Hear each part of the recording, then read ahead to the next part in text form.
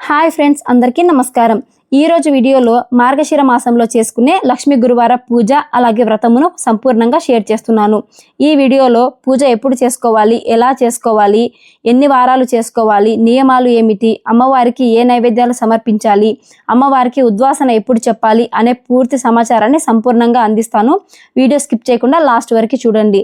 మార్గశిర మాసంలో లక్ష్మీ పూజ చేసిన, వ్రతము ఆచరించిన మన ఇంట్లో ఉండే రుణ బాధలు అన్నీ తొలగిపోయి శ్రేయస్సు, సంపద, ఆరోగ్యం కలుగుతాయి. లక్ష్మీ వారాలు అంటే గురువారాలు. మార్గశిర మాసంలో మనం ఈ పూజని గురువారాలలో చేసుకుంటాము. గురువారం రోజు ఉదయాన్నే లేచి తలకు స్నానం అనేది చేయాలండి. ఈరోజు తలకి నూనె పుయ్యడం కానీ, తల దువ్వడం కానీ, తల స్నానం చేసేటప్పుడు షాంపూ, సబ్బు లాంటివి వాడకూడదండి. అలాగే ఉపవాసం ఉండి ఈ పూజను ఆచరించాలి. ఇంటి బయట ముగ్గులు పెట్టుకొని దీపాలను కూడా పెట్టుకోవాలి. ఇంట్లో పూజా రూమ్లో కూడా పూజను చేసుకోవచ్చండి. లేదంటే చక్కగా పీఠాన్ని ఏర్పాటు చేసుకొని అష్టదళ పద్మ ముగ్గు వేసుకొని పీట పైన అమ్మవారి పటాన్ని కానీ విగ్రహాన్ని కానీ ఏర్పరచుకోండి. అమ్మవారి పటానికి చక్కగా పసుపు కుంకుమలతో అలంకరించుకొని గాజుల మాలని అమ్మవారికి కాసుల మాలను సమర్పించి పూజలో పెట్టుకున్నాను. అలాగే పటానికి చక్కగా పువ్వులతో అలంకరించుకుంటున్నాను. ఈరోజు పూజ చేసేటప్పుడు ఉపవాసం ఉండే పూజ అనేది ఖచ్చితంగా చేసుకోవాలండి. సాయంత్రం పూజ చేసుకోవాలి అనుకునేవారు సాయంత్రం వరకు ఉపవాసం ఉండి పూజ అయిన తర్వాత అల్పాహారాన్ని స్వీకరించవచ్చు. లక్ష్మీ పూజలో ఖచ్చితంగా కలశాన్ని పెట్టి పూజ చేసుకోవాలండి. కలశం ఆనవాయితీగా లేని వాళ్ళు కలశం లేకుండా పూజ చేసుకోవచ్చు. కలశం పెట్టుకోవాలి అనుకునే వాళ్ళు ఇత్తడి కానీ, రాగి కానీ, వెండి పళ్ళాన్ని తీసుకొని 3 కానీ 5 గుప్పిళ్ళు కానీ బియ్యాన్ని వేసుకోవాలి. ఈ బియ్యం పైన చక్కగా పసుపుతో అష్టదళ పద్మ ముగ్గును వేసుకొని కుంకుమతో అలంకరించుకోవాలి. కలశం పెట్టుకునేటప్పుడు సాక్షాత్తు లక్ష్మీదేవిగా భావించి కలశాన్ని పెట్టుకోవాలండి. కలశం పైన తమలపాకుతో పసుపు కుంకుమతో అలంకరించుకొని కొంచెం అక్షింతలను వేసుకోవాలి. కలశం పెట్టుకోవడానికి ఇత్తడి కానీ, రాగి కానీ, వెండి చెంబును కానీ వాడాలండి. స్టీల్ చెంబుని వాడకూడదు. కలశాన్ని పసుపు, కుంకుమ, గంధాలతో అలంకరించుకోవాలి.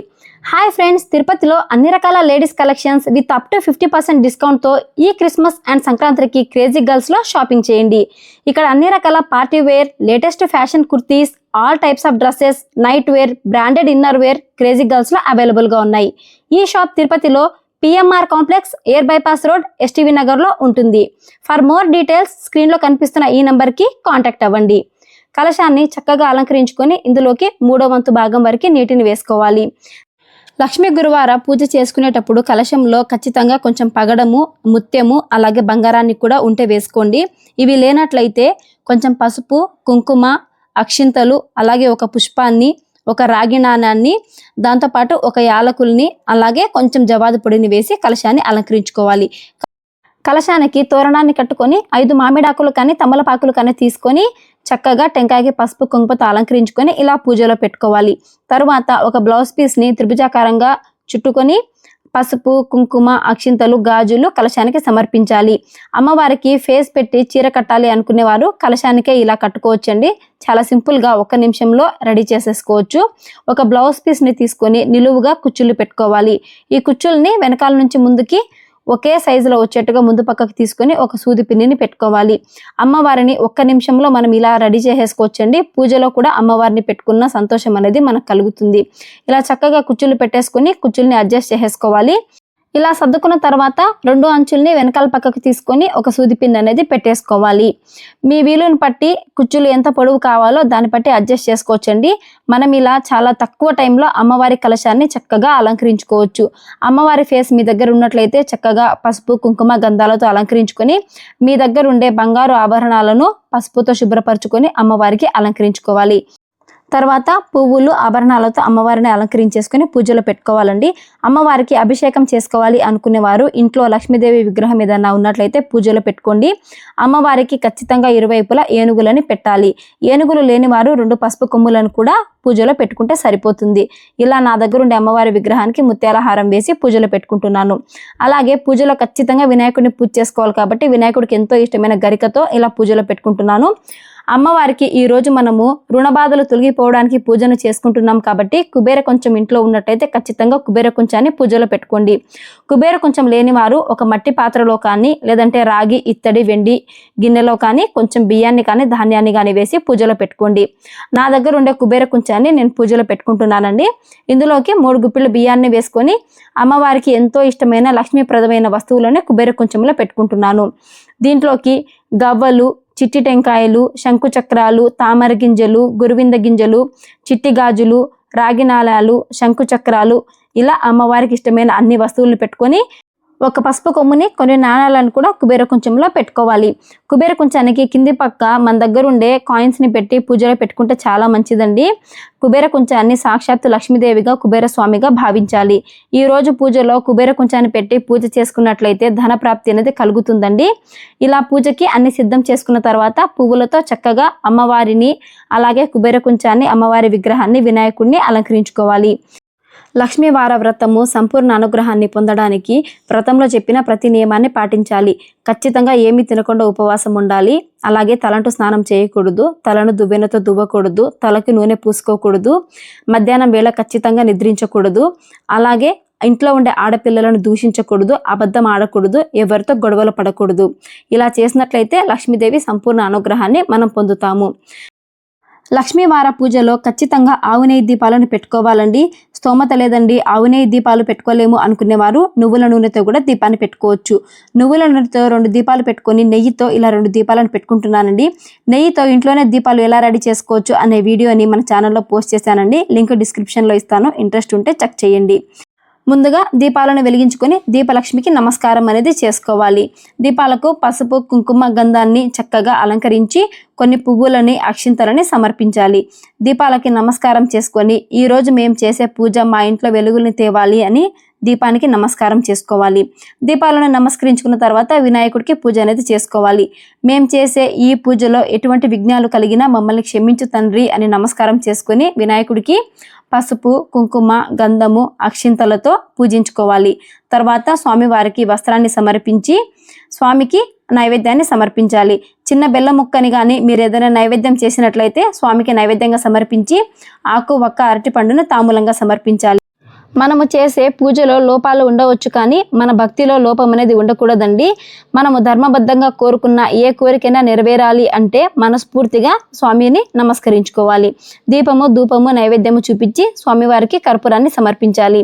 ఆ స్వామికి పూజ చేసుకున్న తర్వాత 3 సార్లు వినాయకుడిని కదిలించుకున్నట్లయితే వినాయకుడి పూజ అనేది పూర్తవుతుందండి. ఇప్పుడు అమ్మవారికి పూజ అనేది చేసుకోవాలి. ముందుగా కలశానికి పసుపు, కుంకుమ అలంకరించుకొని నమస్కరించుకోవాలి. తర్వాత విగ్రహానికి అభిషేకం చేసుకునే పని అయితే అభిషేకం చేసుకోండి. అభిషేకం చేసుకోకుండా పూజ చేసుకోవాలి అనుకునేవారు అమ్మవారికి ఎంతో ఇష్టమైన లక్ష్మీప్రదమైన వస్తువులని ఒక్కొక్కటిగా పెట్టుకుంటూ అమ్మవారి పాటలు కానీ, స్తోత్రాలు కానీ, నామాలు కానీ చెప్పుకుంటూ పూజ అనేది చేసుకోవాలి.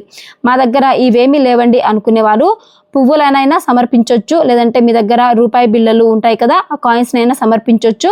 అవి కూడా లేవు అనేవారు కుంకుమ, పసుపు అమ్మవారికి సమర్పించుకుంటూ అమ్మవారి నామాలు చేసుకుంటూ పూజ అనేది చేసుకోవాలి. అమ్మవారికి మనస్ఫూర్తిగా ఈరోజు పూజ అనేది చేసుకుంటే సకల సంపదలు కలుగుతాయండి. కనకధార స్తోత్రమైన, అష్టలక్ష్మి స్తోత్రమైన, మీకు వచ్చిన పాటలైనా పాడుకుంటూ అమ్మవారికి పూజ అనేది చేసుకోవాలి. ఇవేమీ చదవలేము అనుకునేవారు ఓం మహాలక్ష్మి దేవియే నమః అనుకుంటూ పూజ అనేది చేసుకోవచ్చండి. ఈరోజు అమ్మవారికి నైవేద్యంగా మనము లక్ష్మీ గురువార వ్రతాన్ని 5 వారాలుగా చేసుకుంటామండి. మొదటి వారం కాబట్టి అమ్మవారికి పులగాన్ని నైవేద్యంగా సమర్పించాలి. 2వ వారము క్షీరాన్నాన్ని నైవేద్యంగా సమర్పించాలి. 3వ వారము కుడుములు సమర్పించాలి. 4వ వారము చిత్రాన్నం కానీ, పులిహోర కానీ నైవేద్యంగా సమర్పించాలి.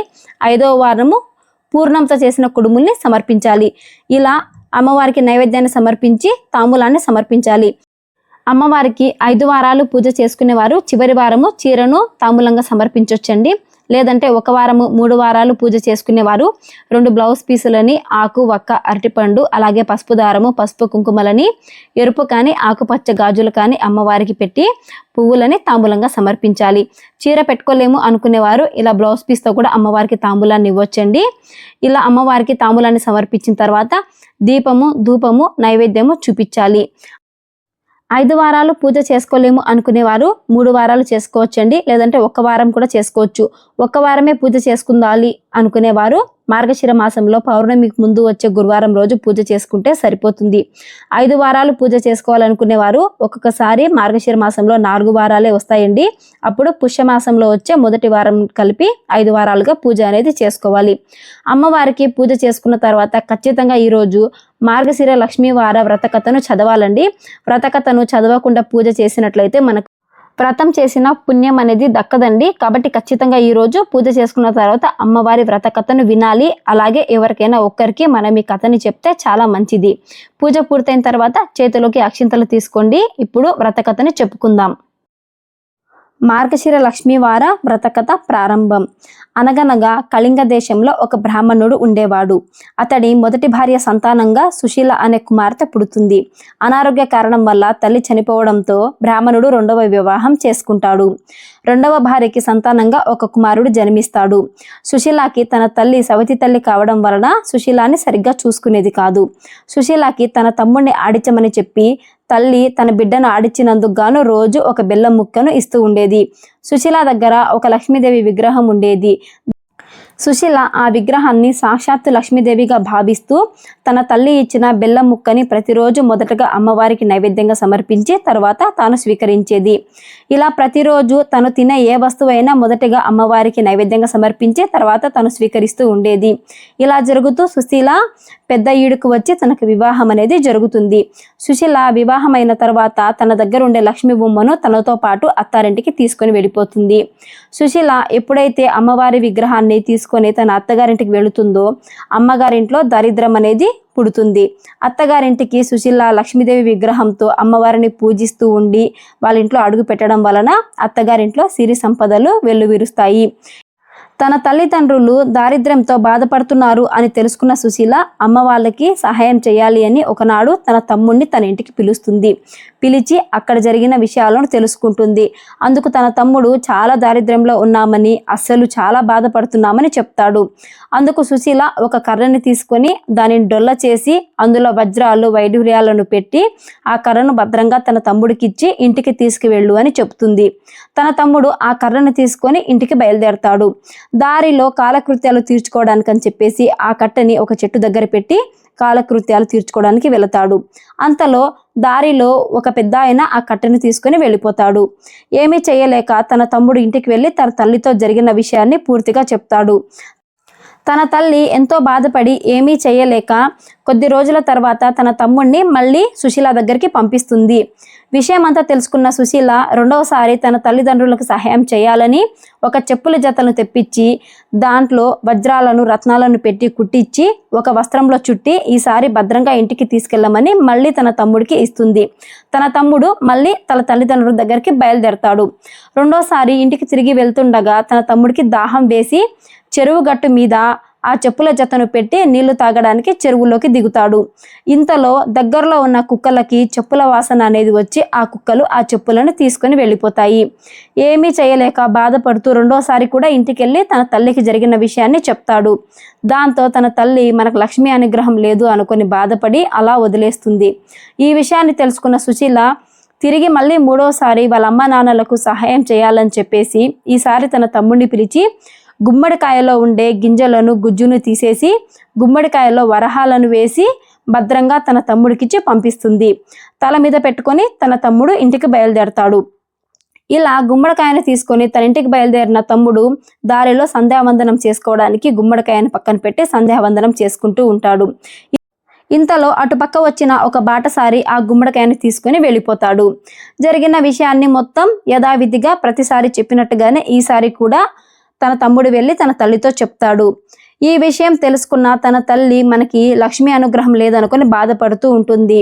ఈ విషయం సుశీలకు తెలిసి ఎలాగైనా తల్లిదండ్రులకు లక్ష్మీ కటాక్షాన్ని కలిగించాలని దారిద్ర్యాన్ని తొలగించాలని అమ్మ నేను నీతో మార్గశిర లక్ష్మీ వార వ్రతాన్ని చేయిస్తాను. ఈ వ్రతం చేసినట్లయితే నీ దరిద్రం అంతా తొలగిపోయి సకల సంతోషాలు అష్ట ఐశ్వర్యాలు కలుగుతాయి అని చెప్పి తల్లిదండ్రులను తన ఇంటికి పిలుచుకుంటుంది. ఇలా పిలుచుకున్న సుశీల తల్లితో ఇలా చెబుతుంది. అమ్మ రేపే మొదటి మార్గశిర లక్ష్మీ వారం కావున ఉదయాన్నే లేచి తల స్నానం చేసి ఏమి తినకుండా ఉండు, మనం వ్రతం చేసుకుందాము అని చెప్తుంది. చెప్పినట్టుగానే తర్వాత రోజు మార్గశిర లక్ష్మీ వారం రానే వస్తుంది. ఉదయాన్నే లేచి సుశీల పూజకు అన్ని సిద్ధం చేసి తల్లిని రామ్మ పూజ చేసుకుందాము అని పిలుస్తుంది. అంతలో తన తల్లి పిల్లలకి చద్ది అన్నం పెడుతూ మర్చిపోయి ఒక ముద్ద చద్ది అన్నాన్ని తినేస్తుంది. ఈ విషయాన్ని తల్లి సుశీలతో చెప్తుంది. అయ్యో ఎంత పని చేశావమ్మా, మొదటి వారం పూజ చేసుకోవడానికి వీలు లేకుండా చేశావు. సరే ఈ వారం తప్పిపోయింది కదా, తర్వాతి వారమైనా పూజ చేసుకుందాము, జాగ్రత్తగా ఉండు అని చెప్తుంది. అలాగే రెండవ వారం రానే వస్తుంది. రెండవ వారము సుశీల ఖచ్చితంగా జాగ్రత్తగా ఉండమ్మా అని చెప్పి పూజకు అన్ని సిద్ధం చేసుకుంటుంది. రామ్మ పూజ చేసుకుందామని రెండవ వారం కూడా పిలుస్తుంది. రెండవ వారము సుశీల తల్లి పిల్లలకి తలంటు స్నానం చేయిస్తూ తను కూడా మర్చిపోయి తలంటు స్నానం చేసేస్తుంది. వ్రత నియమం ప్రకారం తలంటు స్నానం చేయకూడదు కాబట్టి తన తల్లికి రెండవ వారం కూడా వ్రతం చేసుకునేకి వీలు కుదరదు. సుశీల ఎంతో బాధపడి సరేమ్మా మూడో వారమైనా పూజను చేసుకుందాము, జాగ్రత్తగా ఉండు అని చెప్తుంది. మూడవ లక్ష్మి గురువారం రానే వచ్చింది. సుశీల పూజకు అన్ని సిద్ధం చేసుకుని తన తల్లిని పూజకు పిలుస్తుంది. మూడో వారం తన తల్లి పిల్లలకి తలని దూస్తూ మర్చిపోయి తన కూడా తలను దువ్వేసుకుంటుంది. ఇలా తలలో దువ్వెన పెట్టుకోవడం వలన మూడో వారం కూడా తన తల్లి పూజ చేసుకోలేకపోతుంది. సుశీల ఈ విషయాన్ని తెలుసుకొని తన తల్లి దగ్గర ఎలాగైనా 4వ వారం మార్గశిర లక్ష్మి పూజ చేయించాలని చెప్పేసి తన తల్లిని ఒక గుంతను తవ్వించి ఆ గుంతలో ఉంచుతుంది. తల మాత్రమే పైకి పెట్టి కాలు చేతులోనే మట్టిలో వేసేస్తుంది. తన తల్లి తలపైన ఒక బల్లను ఏర్పాటు చేసి పూజకు అన్నీ సిద్ధం చేసుకుంటూ ఉంటుంది. ఇంతలో బల్ల మీద కొందరు పిల్లలు కూర్చొని అరటి పండ్లను తినేసి తొక్కలను వేసేసి ఉంటారు. ఎంతో ఆకలితో ఉన్న తన తల్లి తన నోటి దగ్గర ఉన్న ఒక అరటిపండు తొక్కను తీసుకొని తినేస్తుంది. పూజకు అంతా సిద్ధం చేసుకున్న సుశీల తన తల్లి దగ్గరకు వచ్చి రామ్మ వ్రతాన్ని చేసుకుందాము అని పిలుస్తుంది. ఇంతలో సుశీల తల్లి చాలా ఆకలిగా ఉందని నోటికి అందిన ఒక అరటిపండు తొక్కను తినేశాను అని చెప్తుంది. సుశీల చాలా బాధపడి ఇంకా చివరిగా మిగిలింది ఒక వారమే అమ్మ, ఈ వారం కూడా తప్పిపోతే ఎలా అని చెప్పేసి 5వ వారం తన తల్లిని ఏ పని చెయ్యనివ్వకుండా సుశీల కొంగుకి తన తల్లి చీర కొంగుని కట్టుకొని తన తల్లిని తన వెంటే ఉంచుకుంటుంది. ఇలా తన తల్లిని ఏమీ తిననివ్వకుండా, తలంటూ స్నానం చేయకుండా, తల దూసుకొనివ్వకుండా, తలకు నూనె పూసుకోకుండా జాగ్రత్తగా చూసుకొని 5వ వారం తన తల్లి దగ్గర మార్గశిర లక్ష్మీవార వ్రత పూజను చేయిస్తుంది. తల్లి కూతురులు ఇద్దరు కలిసి ఈ వ్రతాన్ని చేసుకుంటారు. పూజలో నైవేద్యంగా పూర్ణం కుడుములని బూరెలని అమ్మవారికి నైవేద్యంగా సమర్పిస్తారు. లక్ష్మీదేవి వచ్చి కూతురు చేసిన నైవేద్యాన్ని స్వీకరిస్తుంది, కానీ తల్లి చేసిన నైవేద్యాన్ని స్వీకరించదు. తల్లి అమ్మవారితో ఇలా అడుగుతుంది, అమ్మ మా తల్లి చేసిన నైవేద్యాన్ని ఎందుకు స్వీకరించలేదు అని. అందుకు లక్ష్మీదేవి ఇలా సమాధానం ఇస్తుంది, సుశీల నువ్వు చిన్నతనంలో నాకు బెల్లం ముక్కను నైవేద్యంగా పెట్టి పూజిస్తూ ఉంటే నీ తల్లి నిన్ను చీపురుని తిరిగేసి కొట్టింది. అందువలన నన్ను పూజించేవారు కూడా లక్ష్మీ స్వరూపాలే. నిన్ను మీ తల్లి కొట్టింది కావున కోపంతో నేను నీ తల్లి నైవేద్యాన్ని స్వీకరించలేదు అని చెప్తుంది. ఇది విన్న సుశీల తల్లి అమ్మవారికి క్షమాపణలు చెప్పుకొని దీనికి ప్రాయశ్చిత్తం చెప్పమని అడుగుతుంది. అందుకు లక్ష్మీదేవి నా మార్గశిర లక్ష్మీవార వ్రతాన్ని నీ తల్లితో రెండవసారి భక్తి శ్రద్ధలతో చేయించు అని చెప్తుంది. అందుకు సుశీల తన తల్లి దగ్గర రెండవసారి మార్గశిర లక్ష్మీవార వ్రతాన్ని చేయిస్తుంది. అప్పుడు లక్ష్మీదేవి శాంతించి తనను అనుగ్రహించి తన నైవేద్యాన్ని స్వీకరిస్తుంది. ఆ రోజు లక్ష్మీదేవి ఎవరైతే భక్తి శ్రద్ధలతో వ్రతాల్లో చెప్పిన నియమాలను పాటించుకుంటూ నా పూజను చేసుకుంటారో వారికి సకల దరిద్రాలు తొలగిపోయి అష్ట ఐశ్వర్యాలు కలుగుతాయని చెప్పేసి అమ్మవారు చెప్తుంది. ఆ రోజు నుంచి స్త్రీలు మార్గశిర మాసంలో లక్ష్మీదేవి వ్రతాన్ని చేసుకోవడం ప్రారంభించారు. ఇలా తరతరాలుగా ప్రతి ప్రాంతంలోనూ మార్గశిర మాసంలో అమ్మవారి వ్రతాన్ని కానీ పూజను కానీ 5 వారాలు చేసుకున్నట్లయితే వారి దరిద్రం తొలగిపోయి వారికి సకల సంపదలు, ఆయువు, ఆరోగ్యం కలుగుతాయని నమ్ముతారు.